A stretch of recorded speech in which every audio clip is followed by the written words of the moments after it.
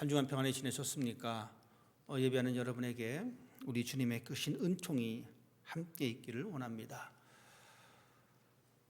성경 누가복음은 누가라고 하는 사람이 기록했습니다. 이 누가의 관심은 제가 지난주에도 말씀드렸듯이 이 사람은 가난하고 소외받은 사람들에 대한 관심이 참 많은 사람입니다.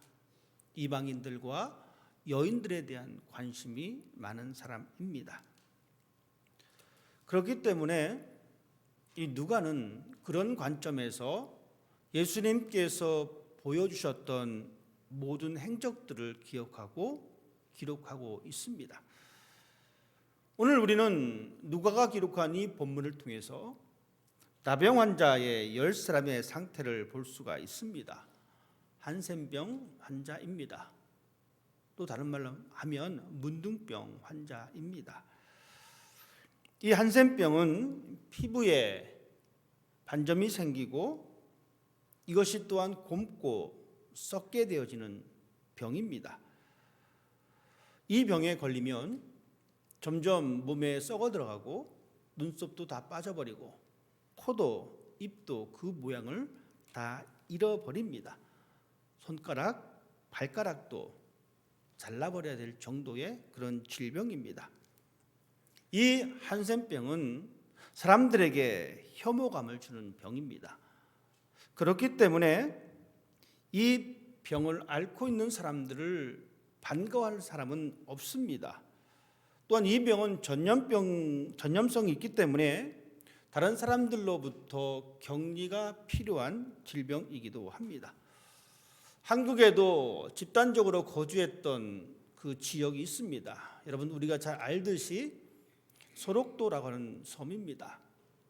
그 섬에 일제강점기 그때부터 한센병 사람들을 모아놓고 그곳에 살게 했던 역사가 있습니다. 이 병은 하나님께로부터 저주받은 병이다라고 사람들은 인식하고 있었습니다. 이스라엘의 사람들은 그렇기 때문에 마을에서 함께 살지 못하고 마을에서 동떨어져 살아갈 수밖에 없었습니다. 여러분 우리가 잘 알고 있는 영화 배너 가운데도 이 한센병 환자의 그 장면을 볼 수가 있습니다. 그 주인공의 그 가족 가운데에 그 병에 걸린 사람이 있습니다.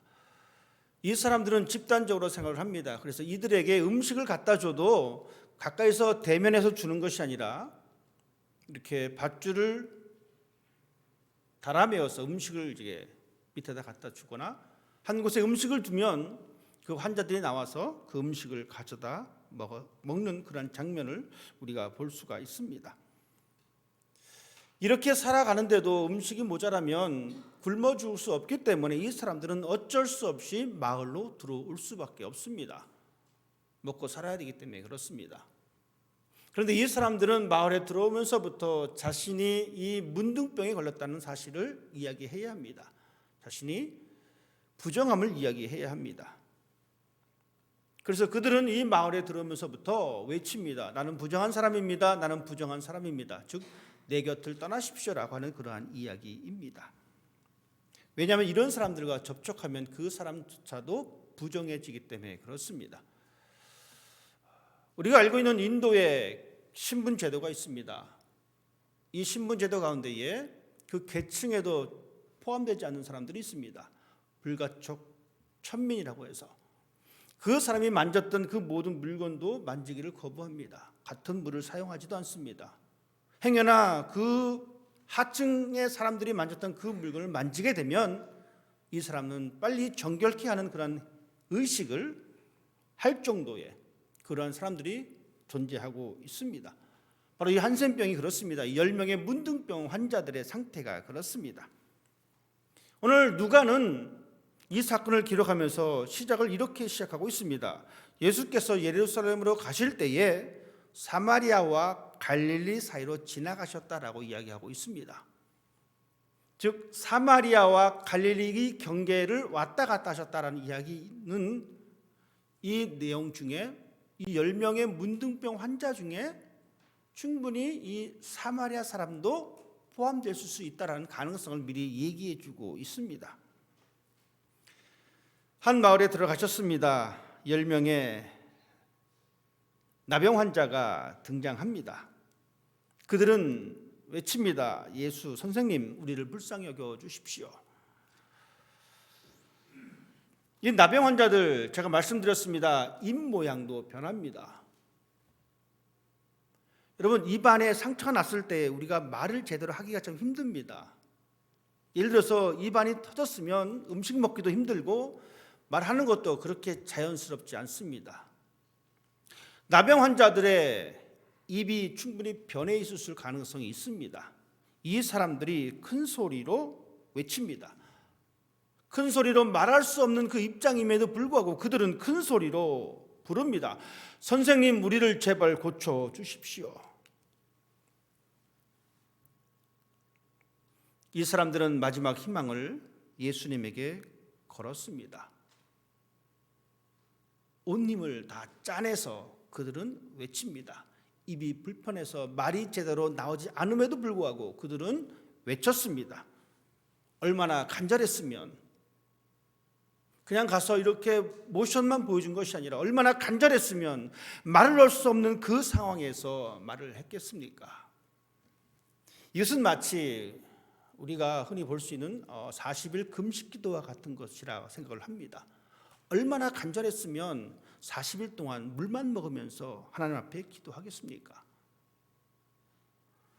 그냥 40일 동안 내가 금식이나 한번 해볼까? 이런 마음 먹고 물만 마시면서 기도하는 사람은 없습니다. 정말 간절하게 하나님께서 들어주지 않으시면 저는 죽습니다라고 하는 그 각오로 사람들은 40일 동안 금식 기도합니다. 저도 옛날에 한번 40일 금식 기도하려고 한번 마음을 먹었다가 못했습니다. 진짜 배가 고픕니다. 물론 그만큼 제가 안 간절했는지도 모릅니다. 저는 그것을 보면서 어쨌든 이 금식 기도하는 사람이 정말 대단한 사람이구나. 얼마나 간절했으면 자기 배가 그렇게 고픈데도 불구하고 그렇게 기도할까. 10사람의 나병 환자의 상태가 그렇습니다. 말을 제대로 할 수 없고 사람들로부터 돌팔매질을 당하고 사람들로부터 격리되는 미래가 암담한 그 상황 속에서 그들은 외쳤습니다. 예수 선생님, 제발 나를 도와주십시오. 예수님께서는 이 10사람의 나병 환자를 외면하지 않으셨습니다. 그리고 예수님께서는 말씀하셨습니다. 가서 내 몸을 제사장에게 보여주어라. 사람들은, 10명의 사람들은 이 말의 의미를 알았습니다. 왜냐하면 나병 환자가 낫다라고 판단을 내릴 수 있는 사람은 제사장입니다. 그렇기 때문에 이 사람들은 예수님께서 이 말씀을 하시자 그들은 알아차렸습니다.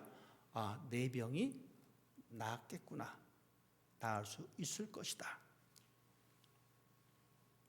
예수님께서 이렇게 말씀하실 때는 그들의 병은 아직 낫지 않았습니다. 그렇지만 그들은 어떻게 했습니까? 그들은 그 말을 듣고 제사장이 있는 곳을 향해서 뛰어갑니다. 아직 낫지 않았음에도 불구하고 그들은 예수님을 믿었고 그들은 예수님의 말씀에 순종했습니다. 이 나병 환자 사건은 구약에도 등장합니다. 우리가 잘 알고 있는 대로 나아만 장군입니다. 이 나아만 장군도 이 나병 환자였습니다. 피부병을 앓고 있는 사람이었습니다. 하나님의 선지자가 말합니다. 요단강 강에 들어가서 7번 물에 들어갔다 나왔다 해라. 그럼 네 병이 나을 것이다. 하나님의 선지자가 그 자리에서 기도한 것도 아니고 하나님의 선지자가 그 자리에서 그 사람을 낫게 한 것도 아니고 대신 거들떠 보지도 않으면서 저 가다가 냇가 하나 있는데 그 냇가 가가지고 들락날락 7번 한번 해봐. 그럼 날 거야.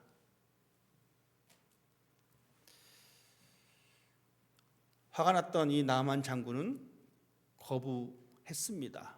하지만 그는 그 마음을 바꾸어서 그 강가에 7번 들락날락거립니다. 여러분 한번 생각해 보십시다.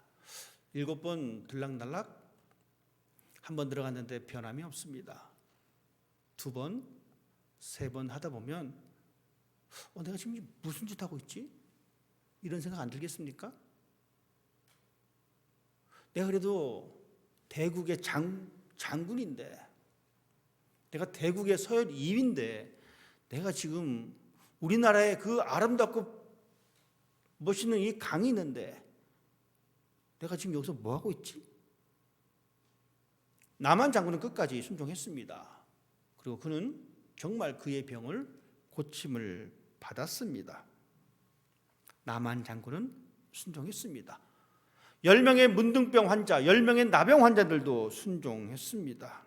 그들은 순종하고 행동으로 옮길 때에 놀라운 결과를 얻게 되었습니다. 예수님께서 말씀하셨습니다. 내가 지금 아프냐? 그러면 제사장에게 가라. 이 사람들은 순종했고 가는 가운데에 놀라운 것을 발견하게 됩니다. 우리는 여기서 하나님의 말씀에 순종할 때에 불가능한 것이 가능해진다는 사실도 발견할 수가 있습니다. 우리의 삶도 그렇습니다. 내가 하나님을 믿을 때에 내 삶 속에서 불가능했다라고 생각했던 것들을 우리가 할 때가 있습니다. 여러분 그럴 때마다 좀 신기하지 않습니까? 난 못할 줄 알았는데. 하나님의 말씀에 순종할 때에 난 못할 줄 알았는데 라고 하는 것이 이것이 가능했네라고 변하는 순간이 있다라는 이야기입니다. 10사람이 제사장에게 갔습니다. 가다가 그들은 그들의 몸이 나아진 것을 발견합니다. 여러분 생각해 보십시다. 우리 10명이 지나가다가 어떤 놀라운 사건을 경험했습니다. 그럼 그 사건에 대해서 함구하시겠습니까? 아니면 이야기하겠습니까? 오늘 예배 마치고 우리 점심 먹고 애플피킹 갈 겁니다. 가서 애플피킹 가서 사과를 따다가 하늘만 보다가 땅을 봤는데 우연히 그 땅 아래에 금덩어리 한 3-4개 있다 칩시다. 10명이 갔어요. 10명이 입을 싹 닦겠습니까? 아니죠. 우리는 이렇게 반응할 겁니다. 야, 이 금덩이 생겼는데 우리 어떻게 할까? 교회 쓸까? 아니면 이 농장 주인 갖다 줄까? 아니 그냥 우리 10사람이 그냥 나눌까? 여러분 어떤 게 좋을 것 같습니까? 모르겠습니다. 어떤 게 좋은지. 분명히 그런 얘기를 합니다. 10사람의 문둥병자가 뛰다 보니까 자신의 피부에서 흘러내리던 그 고름이 다 없어져 버렸습니다. 이게 어떻게 된 일이야? 나도 그렇네? 나도 그렇네? 여러분 생각해 보십시다. 한 사람이 뒤돌아섭니다. 그 사람이 예수님 앞에 갑니다. 만약에 아무 얘기 없었다면, 정말 10사람이 전부 다 입 싹 닫고 갔다면 상황이 달라졌을지도 모릅니다. 그런데 우리가 보통 상식으로 말을 할 수밖에 없습니다. 그러자 사마리아 사람이 한 가지 제안을 합니다. 그래도 낫게 됐으니까 우리를 고쳐준 사람한테 갈까? 그런데 이 이야기가 좀 약했나 봅니다. 나머지 9사람은 무시해버립니다. 아니야, 빨리 제사장에게 가야 돼. 왜?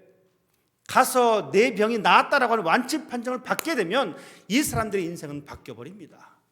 그동안 침침한 동굴에서 살았습니다. 움막에서 살았습니다.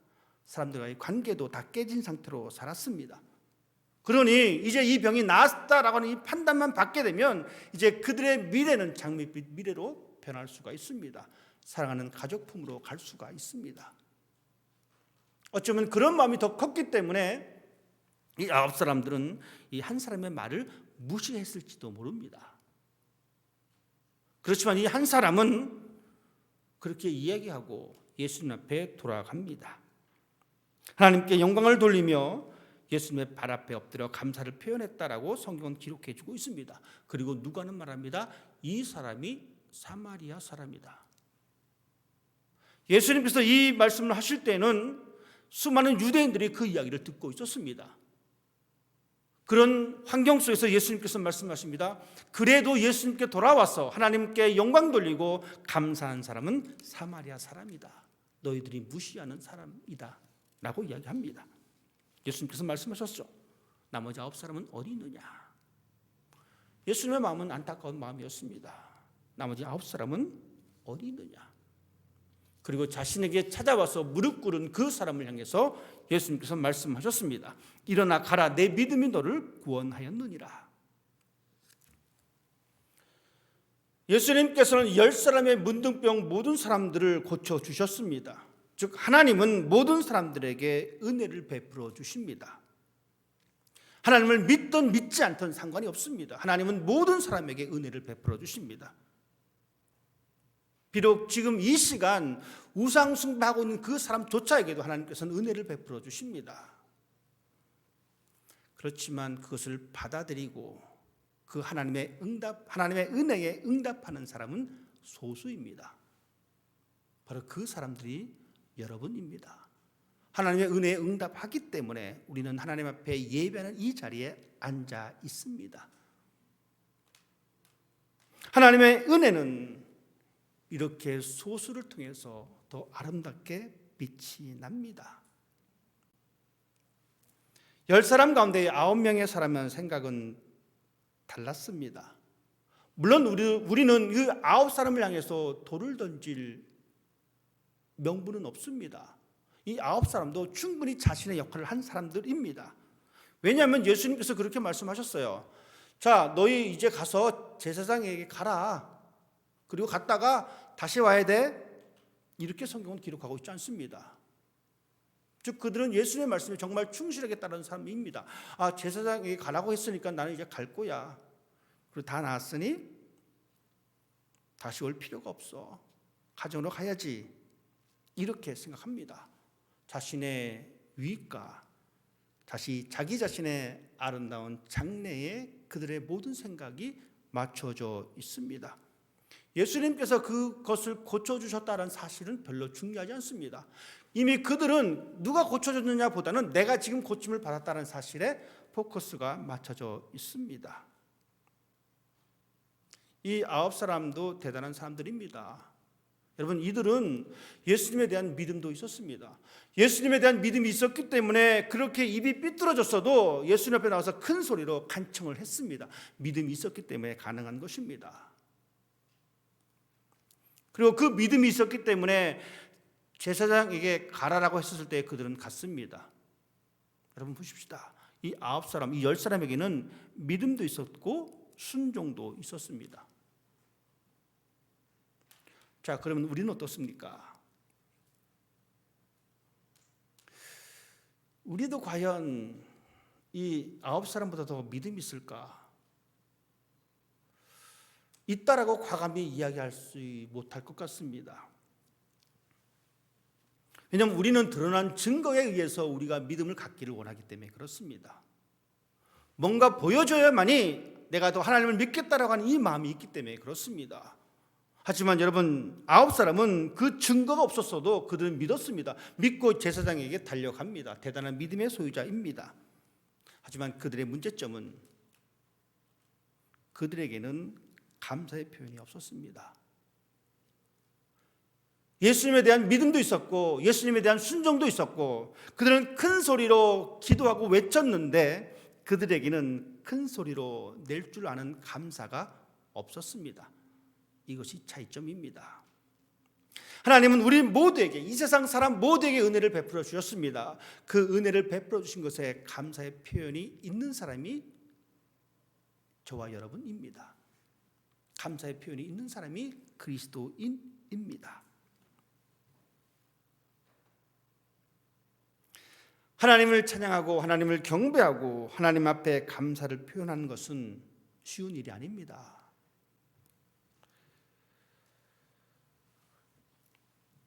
입으로 감사하다라고 말을 하고 행복하다라고 말을 하는 것은 쉬운 일입니다.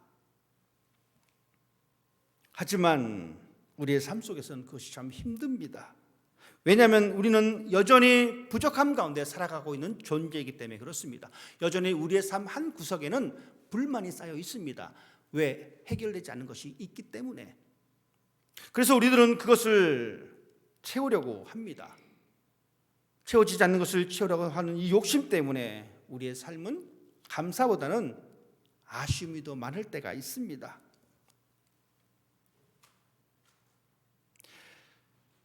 아홉 명의 나병 환자에게 그런 모습이 있었습니다. 그들에게는 하나님에 대한 감사가 없었습니다. 대신 그들은 예수님을 어떻게 생각했냐면 예수님과의 만남을 통해서 자신의 필요한 것만 채우려 하는 모습이 있었습니다. 예수 만나면 내가 이것을 해결될 거야 라고 하는 생각입니다. 여러분, 우리는 일시적인 문제 때문에 그 일시적인 문제가 고쳐지고 해결되기 위해서 예수를 찾지 말아야 합니다. 우리가 예수를 찾는 목적이 달라야 합니다. 내가 어떤 문제 때문에 내가 예수를 찾는 것이 아니라 예수를 우리가 찾되 문제의 해결자로 찾는 것이 아니라 신앙의 대상으로 예수님을 만나야 합니다. 그래야지만이 혹시 내 문제가 해결되지 않아도 우리는 신앙의 대상으로 예수님 앞에 경배하고 무릎 꿇을 수가 있습니다. 만약에 우리가 필요에 의해서 예수님을 찾다 보면 우리의 필요가 해결되면 여러분 어떻게 할 것 같습니까? 다 해결됐는데 굳이 내가 예수를 찾을 이유가 뭐가 있어? 라고 생각할 수가 있습니다. 저는 참 영어를 하지 못합니다. 이 영어 참 이게 어렵습니다. 그래도 11년 됐습니다. 11년 전에는 애들이 어리니까 그나마 제가 영어를 할 수밖에 없었습니다. 조금이나마. 그런데 아이들이 성장하면서 이 발음도 좋아지고 훨씬 영어를 잘합니다. 그러면 저는 당연히 대상자가 할 사람이 있으니 저는 할 이유가 없습니다. 아쉬우면 애들 시키면 되니까. 그러니 어떻게 됩니까? 점점 제 영어는 그냥 10년 전의 영어입니다. 여러분 보십시오. 우리가 필요에 의해서 예수님을 찾게 되면 그 필요가 해결되어지면 예수는 필요 없습니다. 또 내 멋대로 살아가는 겁니다. 이 삶이 반복되어지면 얼마나 힘들겠습니까? 그래서 우리는 예수를 문제 해결자로 만나는 것이 아니라 신앙의 대상으로 예수님을 찾아야 합니다. 이것이 바로 사마리아 사람이 보여준 모습입니다.